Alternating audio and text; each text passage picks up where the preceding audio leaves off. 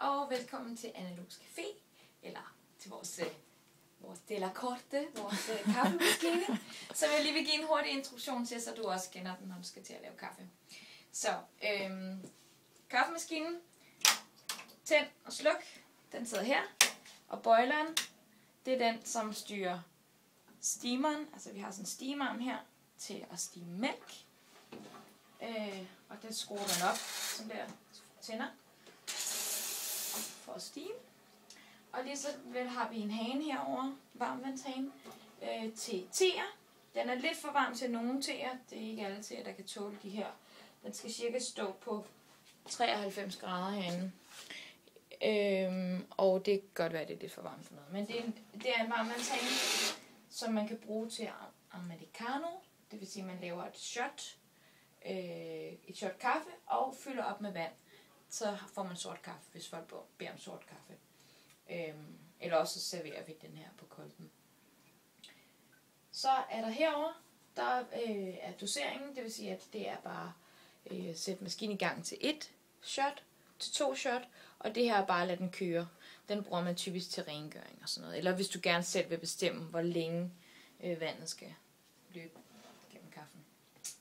Så ja, og vi har en lille bakke her, hvor vi kan stille kopperne på, når vi laver kaffe, alt efter højde og så videre, og man kan også fjerne den, hvis det er det.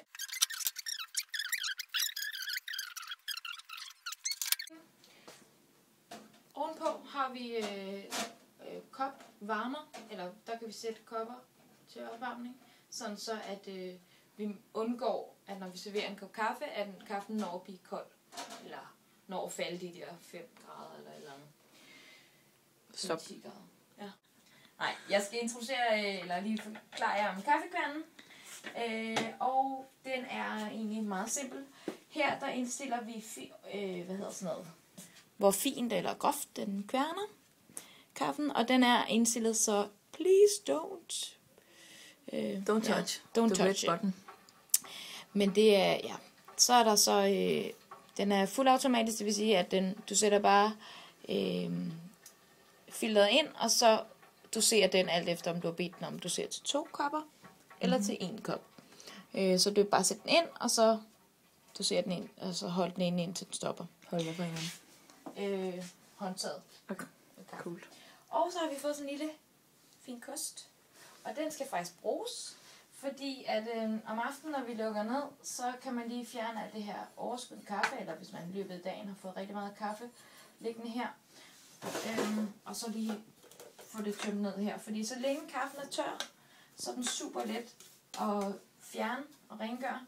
Men lige snart det bliver noget sjask med vand og alt sådan noget herovre, så er det bliver rigtig klamt. Og så er det, man hader kaffegrums. Yes. Sådan der. Så det var den. Der er også noget andet med indstillinger, men det tror jeg ikke, jeg vil forklare. Nej. Fylder du? Ja. Stadig. Kaffen fylder man i her. Altså kaffebønnerne. Yes. Og man lukker så for kværnen her, men det er ikke så aktuelt. Nej. Yes. Cool.